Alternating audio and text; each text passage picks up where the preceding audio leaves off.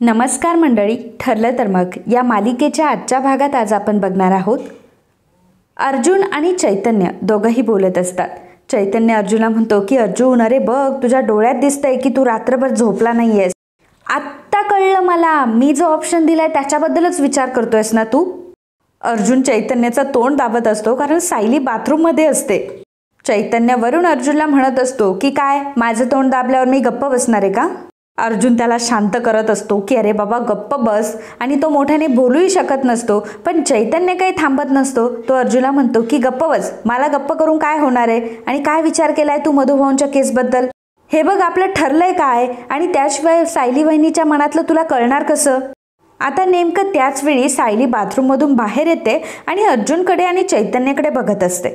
सायली त्यांच्या जवळ जाते आणि म्हणते की काय, माझ्या मनातलं. आणि मग ती अर्जुनला विचारते की तुम्हाला काही बोलायचंय का माझ्यासोबत. अर्जुन म्हणतो की चैतन्य सांगेल ना काय विचारायचं ते. हा सांगेल, याला माहिती आहे. अर्जुनने चैतन्यावर ढकलून दिलेलं असतं कारण परिस्थिती सुद्धा चैतन्यानेच निर्माण केलेली असते. मग चैतन्य आता त पप करत सांगत असतो की आपलं तुम्हाला त्याला केसबद्दल विचारायचं होतं. काय नाही, त्याला ॲक्च्युली सल्ला हवा होता, बाकी काही नाही, तोच विचारत होता.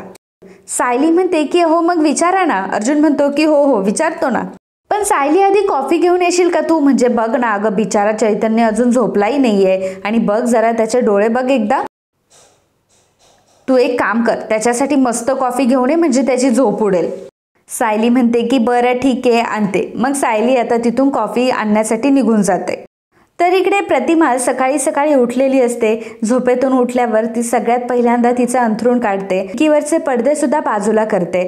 त्यानंतर तिचं जे अंथरूण पांघरूण असते ते कपाटामध्ये ठेवून देत असते.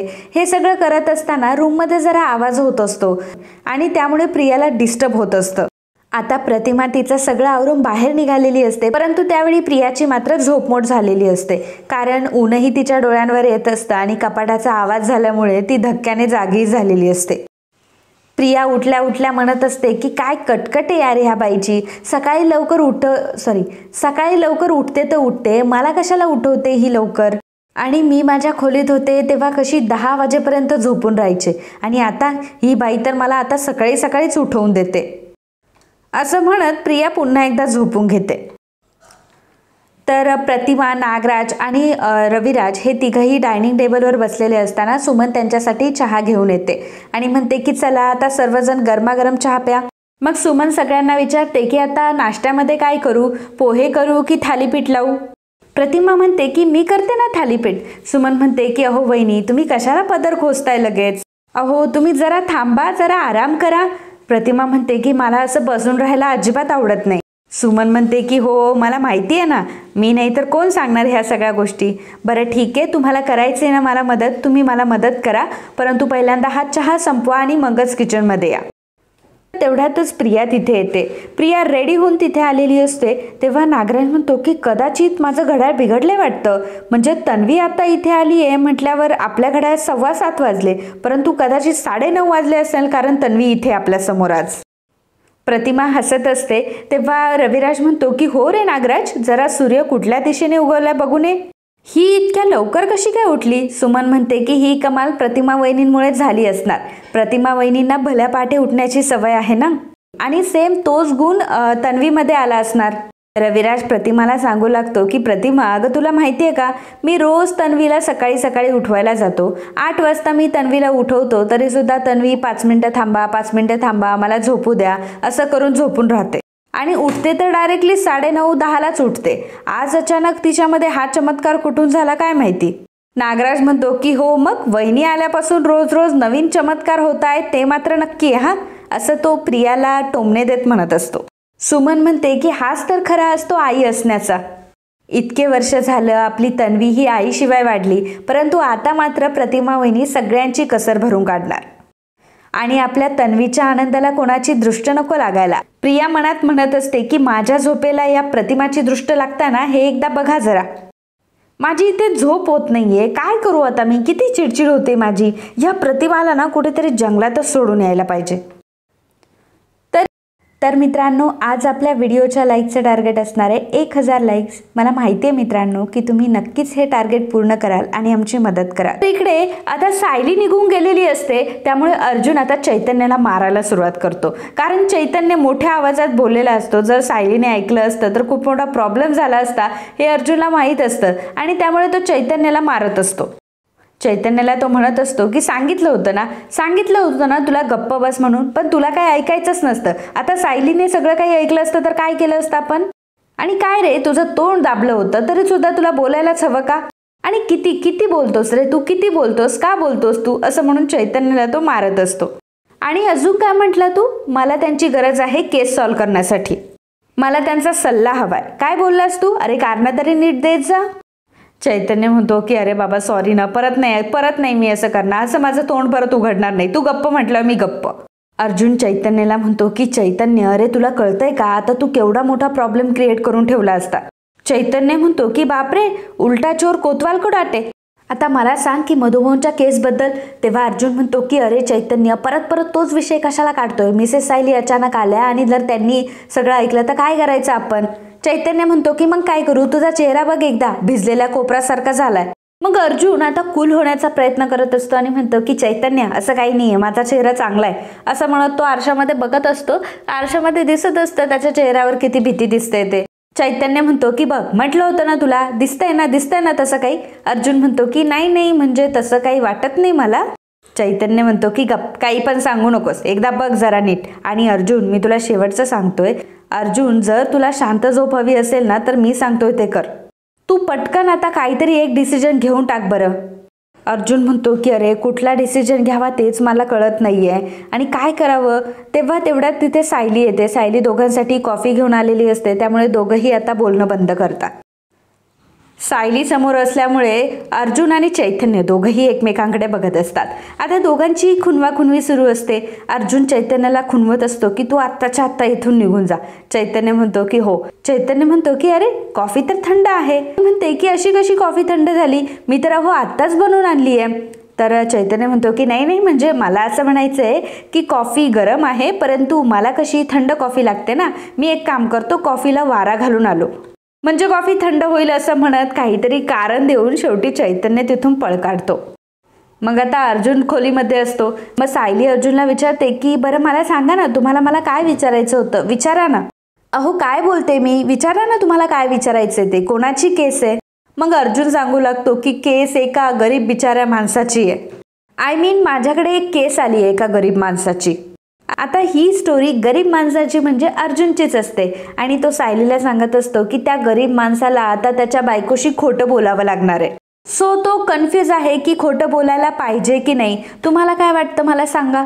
सायली म्हणते की मला असं वाटतं की खोटं बोलणं तसं तर वाईटच आहे, पण त्या जर माणसाचा हेतू चांगला असेल, त्याचा जर हेतू शुद्ध असेल आणि त्याचं त्याच्या बायकोवर, त्याच्या कुटुंबावर मनापासून प्रेम असेल आणि अगदी नाईलाजच असेल त्या गोष्टीचा, तर थोडंसं म्हणजे परिस्थितीनुसार थोडं खोटं बोललं तर चालतं. सायलीने अर्जुनचा प्रॉब्लेमच सॉल्व्ह केलेला असतो. अर्जुनला जे आतापर्यंत वाटत असतं की नाही त्याला खोटं नाही बोलायचंय, परंतु सायलीने सांगितलेलं असतं की हेतू शुद्ध असल्यावर खोटं बोलायला काही प्रॉब्लेम नाही. जोकमध्ये अर्जुनने जे गरीब माणसाची स्टोरी सायलीला सांगायला सुरुवात केलेली असते, तिचा काहीतरी उपयोग झालेला असतो आणि सायलीने नकळतपणे अर्जुनला एक चांगला सल्ला दिलेला असतो. अर्जुन आता त्यामध्येच पूर्णपणे बुडालेला असतो. तेवढ्यात सायलीही त्याला म्हटलेली असते खोटं बोलण्याचा त्या व्यक्तीला स्वतः त्रास व्हायला नको हा. आता अर्जुनने ती गोष्ट ऐकलेलीच नसते. तो पूर्णपणे विचारांमध्ये पडलेला असतो. मग सायली त्याला विचारते की अहो सर, लक्ष कुठे तुमचं? अर्जुन म्हणतो की नाही बरं आता मी निघतो, आज खूप मीटिंग आहे माझ्या. सायली म्हणते की अहो सर, डबा तर घेऊन जा. अर्जुन म्हणतो की नाही मिसेस सायली, आज खूप मीटिंग आहे मला खूप लवकर जावं लागेल. अहो मला फक्त 2 मिनिटं द्या, मी 2 मिनिटात तुमचा डबा भरून देते. अर्जुन म्हणतो की नाही आता तर माझ्याकडे अजिबातच वेळ नाहीये, पहा तिकडे क्लायंट माझी वाट बघत असेल, चला मला जायला हवं, असं म्हणून अर्जुन लगेचच तिथून निघून जातो. सायली मागे म्हणत असते की 2 मिनिटं सुद्धा ह्या माणसाला उशीर होतो. काय करावं ह्या माणसाचं, खाण्यापिण्याकडे ह्याचं नीट लक्ष नाही, वेळेवर झोपायचं नाही, एवढं असं कुठल्या केसवर काम करताय काय माहिती. तर इकडे प्रिया ही गार्डनमध्ये फेरफटका मारत असते. खूप डिस्टर्ब असते, तिची झोपही चांगली झालेली नसते, त्यामुळे तिची चिडचिड होत असते ते वेगळीच. त्याचवेळी त्यात भर घालायला नागराज तिथे येतो. नागराज तिला म्हणतो की hello sleeping beauty. Good morning. ज्या आईला नाचत नाचत तू डोक्यावर घेऊन इथं घेऊन आलीस त्या आईनेच तुझी झोप उडवली की नाही? प्रिया नागराजला म्हणते की उगाचच माझं डोकं फिरवण्याचं काम करू नका आणि मला टोमणे तर अजिबात मारू नका. आणि काय हो, मी या घरामध्ये ऐशो आराम करण्यासाठी आले होते. कुठे आहे तो ऐशो आराम? इथे मला तो किल्लेदार त्या बाईच्या रूममध्ये झोपवतोय. तिचं तर मला थोबाडही बघावंसं वाटत नाही. नागराज म्हणतो की अगं त्यात काय एवढं, बघायचं थोबाड, त्यात काय प्रॉब्लेम? तर प्रिया म्हणते की माझा प्रॉब्लेम नक्की काय आहे ना तुम्हाला चांगलंच माहिती आहे. अहो तुम्हाला कळत नाही का, मला माझी स्पेस भेटत नाही, त्यातल्या त्यात मला त्या प्रतिमाची सेवा करावी लागते. आणि तुम्हाला माहिती आहे का रात्री मला काय विचारत होती ते? मला म्हणत होती की तुझ्या लहानपणीच्या आठवणी सांग म्हणून. अहो तुम्हाला कळतंय का मी काय बोलते ते? अहो ती आता प्रयत्न करतीये स्वतःचा भूतकाळ आठवण्याचा. आणि समजा उद्या तिला जर सगळं काही आठवलं तर आपल्याला ते किती महागात पडणार आहे माहिती आहे ना तुम्हाला? आता हे सर्व चालू असताना किल्लेदारमध्ये टपकला आणि तो त्याच्या जुन्या आठवणी सांगायला लागला. नागराज प्रियावर ओरडतो आणि प्रियाला म्हणतो की त्याचसाठी मी तुला सांगत होतो की त्या बाईला लवकर इथे घेऊन येऊ नकोस म्हणून. बावळट आहेस का तू? सांगत होतो ना तुला, इथे जर ती आली तर तिची मेमरी वेगाने धावायला लागेल आणि तिला पटपट आठवायला लागेल सगळं. आणि आता तिला आठवेस तोपर्यंत आपण काय हातावर हात ठेवून बसायचं? प्रिया म्हणते की नाही, आता आपल्याला हातावर हात धरून चालणार नाही. उगाचच पाणी डोक्यावर न वाहण्यापेक्षा आपण आता लगेच सावध झालेलं बरं. आपल्याला काही करून प्रतिमाला आता गायब करायलाच हवं. नागराज म्हणतो की गायब करायला हवं म्हणजे नक्की काय प्लॅन शिजतोय तुझ्या डोक्यामध्ये? प्रिया म्हणते की म्हणजे आता आपल्याला प्रतिमाला किडनॅप करायलाच हवं. तर आणि तरच आपण सेफ असू. इकडे सुभेदारांच्या घरी पूर्ण आजी ही कल्पनाला म्हणत असते की काय ग कल्पना, आज अस्मिता कुठे दिसत नाही, कुठे गेलीये ती? कल्पना म्हणते की हो आज अस्मिता कधी नव्हे ते तिच्या सासरी गेलीये. मला म्हणत होती की खूप दिवस झाले घरी गेले नाही, जरा घरच्यांना भेटून येते म्हणून. पूर्ण आजी म्हणते की बरं झालं, तिला अक्कल तरी आली की घरी जायला पाहिजे म्हणून. आणि मी तिला किती वेळा समजून सांगितलं की अगं घरच्यांकडे जरा लक्ष देत जा, जरा घरी जात जा, घरच्यांची आठवण काढत जा, पण तिच्या काही डोक्यात ते शिरत नाही. एवढं माहेरचं अतिप्रेम तिच्या डोक्यातनं कधी जाणार आहे काय माहिती बाबा. कल्पना पूर्ण आजीला म्हणते की मी तर आता त्या बाबतीत विचार करणंच सोडून दिलंय. सायली किचनमध्ये डबा पॅक करत असते. मग विमल सायलीला विचारते की सायली वहिनी तुम्ही चहा घेणार आहात ना? सायली म्हणते की नाही विमलताई, आता मला अजिबात टाईम नाहीये. सायलीने आता डबा भरलेला असतो, डबा घेऊन ती चाललेली असते आणि म्हणते की मी पटकन यांच्या ऑफिसमध्ये डबा घेऊन जाते. पूर्ण आजी म्हणते की बघा आजही हा डबा विसरून गेला का? कल्पना म्हणते की बघा ना, हा अर्जुन ना दिवसेंदिवस नुसता विसरायला लागलाय डबा, कायम डबा विसरून जातो. आणि त्याची बायको सगळं काही लक्षात ठेवते म्हणून बरं चाललंय त्याचं. आणि बायकोच्या सगळं लक्षात असताना म्हणून अर्जुनचा वेंदाळेपणा जास्त वाढत चाललाय. आता त्याचं काय, कधी डबाच विसरेल तो, कधी फाईल विसरेल, काही ना काहीतरी विसरूनच जातो. मग सायलीला जावं लागतं सगळं काही घेऊन. आणि तुम्हाला माहितीये का पूर्ण आजी, कधी कधी अर्जुन एवढं विसरतो की सायलीच्या प्रेमात स्वतःलाही विसरून जातो. कल्पना असं बोलल्यावर सायली आता लाजत असते आणि म्हणत असते की नाही हो आई, असं नाहीये, सकाळी जरा ते घाईत होते ना. मला ते म्हटले सुद्धा की ऑफिसमध्ये खूप काम असणार आहे, मी काहीतरी खायला मागवेल म्हणून. मग शेवटी मीच म्हटलं की उगाचच पोटाचे हाल कशाला करून घ्यायचे, बाहेर काहीतरी खातील आणि पुन्हा त्यांचं पोट बिघडेल, त्यामुळे मी डबा घेऊन जात होते. पूर्ण आजी आणि कल्पना एकमेकींकडे बघून हसत असतात. तेव्हा पूर्ण आजी म्हणते की हो ना, आणि बाई तू कशाला ग त्याच्या पोटाचे हाल करून देशील, तू जा तू त्याच्यासाठी डबा घेऊन जा. मग कल्पना सायलीला विचारते की सायली तू त्याच्यासोबतच जेवशील ना? मग सायली म्हणते की नाही आई, मी पुन्हा घरी येईल, मी माझा डबा नाही घेऊन चालली आहे, मी फक्त त्यांचा आणि चैतन्य भाऊजींचाच घेऊन चालली आहे, कारण त्यांना आज थोडाही वेळ नसणार आहे, ते खूप बिझी असणार आहे, त्यामुळे आम्हाला सोबत जेवायलाही टाइम नाही भेटणार, मी लगेचच निघून येईल. कल्पना म्हणते की बरं ठीक आहे. मग सायली आता डबा घेऊन तिथून निघालेली असते. तर इकडे अर्जुन हा ऑफिसमध्ये असतो. त्याचवेळी चैतन्य तिथे येतो. चैतन्य आल्यावर चैतन्य अर्जुनला म्हणतो की काय रे अर्जुन, तू मला बोलवलंस का? अर्जुन म्हणतो की हो, मला बोलायचंय तुझ्यासोबत. चैतन्य म्हणतो की हो, त्या जाधव केसबद्दल बोलायचंय ना तुला? अरे मी सकाळीच त्यांच्याकडे जाऊन आलोय. अर्जुन म्हणतो की नाही, जाधव यांच्या केसबद्दल नाही बोलायचंय मला, अर्जुन आणि सायली यांच्या केसबद्दल बोलायचंय. चैतन्य म्हणतो की अरे बापरे, व्हेरी कॉम्प्लिकेटेड केस, व्हेरी कॉम्प्लिकेटेड. मला तर असं वाटतंय की अर्जुन तुझं सगळं वकिलीचं शिक्षण फक्त आणि फक्त या केससाठी खर्च होणार आहे. अर्जुन म्हणतो की काय रे चैतन्य, तुला नक्की काय वाटतं की तू खूप फनी आहे का, तू खूप विनोद क्रॅक करतो का? पण तुला सांगू का, असं काहीच नाहीये. चैतन्य म्हणतो की अच्छा बाबा, नसू दे माझे विनोद चांगले, पण तुझा मूड मात्र चांगला आहे, याचं कारण काय? नक्की झालंय तरी काय? एवढा आनंदी राहण्याचं कारण तरी सांग. नक्की केसमध्ये काहीतरी पॉझिटिव्ह बदल दिसतोय. अर्जुन म्हणतो की तसंच काहीतरी समज. अरे तुला माहिती आहे का, मी सायलीला विचारलं. मिसेस सायलींना म्हटलं की जर एका गरीब माणसाला त्याच्या बायकोसोबत जर खोटं बोलावं लागलं तर ते बरोबर की चूक? चैतन्य म्हणतो की अर्जुन, अरे क्या बात आहे, तू तर डायरेक्ट सुप्रीम कोर्टामध्येच अपील करून टाकलंय. अर्जुन म्हणतो की हो, आणि मला माझं उत्तरही मिळालंय. अर्जुन सांगू लागतो की मिसेस सायली म्हटल्या की जर आपलं इंटेन्शन चांगलं असेल, आपला ती गोष्ट खोटं बोलण्याचा हेतू चांगला असेल तर मात्र काही प्रॉब्लेम नाही. चैतन्य म्हणतो की अरे वा अर्जुन, अरे आपल्याला हेच तर हवं होतं. बघ बघ आता डायरेक्टली सुप्रीम कोर्टाने आपल्या हातात निकाल दिलाय. आता तर तू काही काळजीच करू नको. सुप्रीम कोर्टाने तुला निर्णय दिल्यामुळे तुला काळजी करण्याचं काही गरजच नाहीये. आणि मी तर तुला हेच सांगत होतो जे सायली वहिनी तुला सांगताय, पण चांगला हेतू ठेवून सायली वहिनीशी खोटं बोलतोय तर सायली वहिनीला त्याचं वाईट नाही वाटणार, कारण आपला हेतू चांगला आहे. मग आता या सगळ्याबद्दल काय ठरवलंयस तू? अर्जुन म्हणतो की हो, मग मला तूच तर म्हणाला होता ना की लवकर डिसिजन घे. आता जेव्हा अर्जुन आणि चैतन्य हे बोलत असतात त्याच वेळी सायली अर्जुनचा डबा घेऊन तिथे आलेली असते, म्हणजे ती ऑफिसमध्ये पोहोचलेली सुद्धा असते. चैतन्य अर्जुनला म्हणत असतो की अर्जुन, मला माहिती आहे की मधुभाऊंबद्दल खोटं बोलणं तुला जरा डिलेमामध्ये टाकणार आहे. म्हणजे बघ, सायली वहिनीने तुला जो काही सल्ला दिलाय तो चुकीचा नाहीच आहे, त्यामुळे तो पाळणं मला काही चुकीचं वाटत नाही. अर्जुन म्हणतो की चैतन्य, अरे या सगळ्या गोष्टी झाल्या खऱ्या, परंतु मनात गिल्ट मात्र असणारच ना. मला आणि मिसेस सायलीना आम्हाला दोघांनाही नाही आवडणार. चैतन्य म्हणतो की काय नाही आवडणार तुम्हाला दोघांना? अर्जुन म्हणतो की हेच की मी प्रेमासाठी मधुभाऊंची केस लांबवतोय. आता नेमकं सायली तिथे आलेली असते आणि सायलीने त्यावेळी दरवाजा उघडलेला असतो ज्यावेळी अर्जुन म्हटलेला असतो की मी मधुभाऊंची केस लांबवतोय. असं म्हटल्यावर सायलीला मात्र मोठा धक्काच बसतो. सायली आता पूर्णपणे शॉकमध्ये असते. अर्जुन सर असं कसं काय करू शकता? म्हणजे आपण गेले 1-1.5 वर्षापासून प्रयत्न करतोय मधुभाऊंना सोडवण्यासाठी, आणि मधुभाऊंना सोडवण्यासाठी अर्जुन सर लेट का करताय? मग तिला अर्जुनचं बोलणं आठवतं की सकाळी अर्जुन सर याबद्दलच तर मला बोलत नव्हते ना. म्हणजे अर्जुन सर मला सांगत होते एक गरीब माणूस आहे, त्याला जर त्याच्या बायकोशी खोटं बोलायचं असेल तर काय करायचं, ते चांगलं की वाईट? सायलीला खूप मोठा धक्का बसलेला असतो. ती विचार करत असते की बापरे, म्हणजे अर्जुन सर मधुभाऊंची केस लांबवणार आहेत. सायली आता तसाच दरवाजा बंद करून घेते. सायलीला खूप मोठा धक्का बसलेला असतो. सायलीला प्रचंड मोठा धक्का बसलेला असतो. धक्क्यानेच ती मनाशी म्हणत असते की बापरे, आता मी हे सगळं काय ऐकलं? मला या सगळ्याचा भास झाला का? हे तर आता स्पष्टपणे म्हटले की मी मधुभाऊंची केस लांबवतोय. म्हणजे या सगळ्याचा अर्थ तरी काय आहे? याचा अर्थ तर एकच होतो की यांना मधुभाऊंना सोडवायचं नाहीये.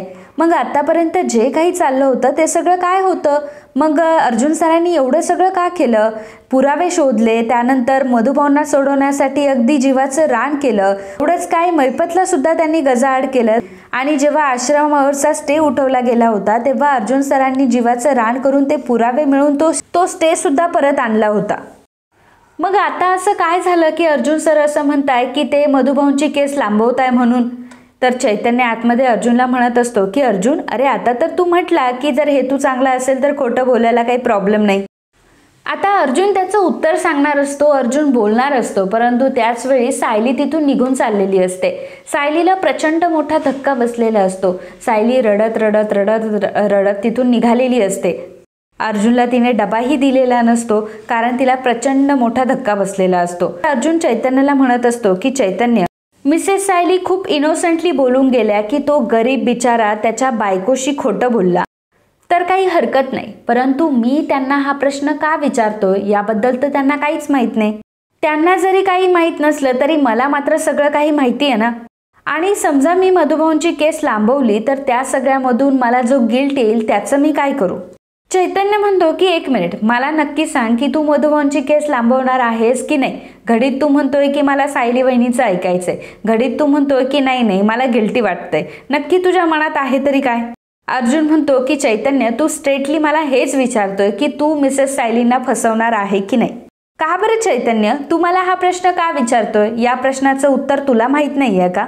आणि चैतन्य, जेव्हा तू मला पहिल्यांदा विचारलं होतं ना तेव्हाच मी या सगळ्या गोष्टीसाठी नाही म्हटलो होतो. जेव्हा तू मधुभाऊंची केस लांबवण्याबद्दल मला बोलला तेव्हाच मी नाही म्हटलो, कारण मला मिसेस सायलींना फसवायचं नव्हतं. आणि आता तर मला स्वतःला माझं उत्तर मिळालंय आणि मला समजलंय की मी कधीही खोटं नाही बोलू शकणार आणि मिसेस सायलींच्या बाबतीत तर अजिबातच नाही. कारण मला माहिती आहे की मधुभाऊ जेलमधून सुटावे म्हणून मिसेस सायली किती जास्त वाट बघताय. मधुभाऊ कधी एकदा जेलच्या बाहेर येईल असं मिसेस सायलींना झालंय आणि मीच जर मधुभाऊंची केस लांबवणार असेल आणि मी जर ह्या केसला लेट करणार असेल तर मिसेस सायली मात्र पूर्ण तुटून जातील. आणि जर माझं मिसेस सायलींवर एवढं प्रेम आहे तर मिसेस सायलींना एवढं टेन्शनमध्ये किंवा एवढं काळजीमध्ये मी तर मात्र कधी बघू शकत नाही, असं अर्जुनने आता चैतन्याला स्पष्टपणे सांगितलेलं असतं. आणि मधुभाऊंची केस आता तो लांबवणार नाही असं त्याने स्पष्टपणे सांगितलेलं असतं. पण सायलीला मात्र मोठा धक्का बसलेला असतो. सायली तर हेच समजत असते की अर्जुन सर मधुभाऊंची केस लांबवताय, परंतु हे सर्व ते का करताय हे तिला माहीत नसतं. आणि अर्जुन सर असे का वागले असतील, अर्जुन सरांनी हा मोठा निर्णय का घेतला असेल याचाच ती विचार करत असते आणि रडत रडत अर्जुनच्या ऑफिसमधून ती निघालेली असते.